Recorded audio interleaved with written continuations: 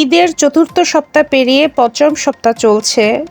পঞ্চম সপ্তাহে এসেও বুবলির মায়া মুভিটি টোটাল ৬টা হল পেয়েছে। Banani cinema, Narayanganj, Chandrima cinema, Savar, Madhumati cinema, Bhairab, Mousumi cinema, Pakundia, Tamanna cinema, Saidpur, Razia cinema, Nagarpur. যেখানে অন্যান্য সিনেমা ঈদের ২ থেকে ৩ দিনের মাথায় ওয়াশ আউট হয়ে গিয়েছে বা হল থেকে নামিয়ে দেওয়া হয়েছে, সেখানে বুবলি আপুর একটা আন্ডার রেটেড সিনেমা, যেটা নিয়ে কিন্তু ওইভাবে মিডিয়াতে কথা হয়নি।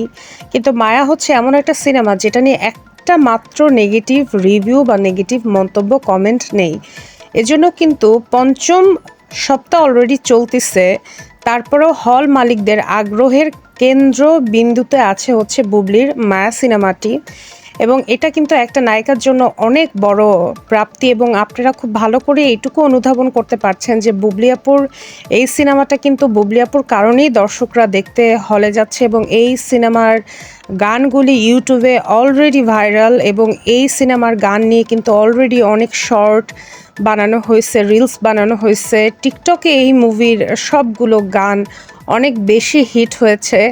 তো এভাবেই এগিয়ে যাক একজন নায়িকা।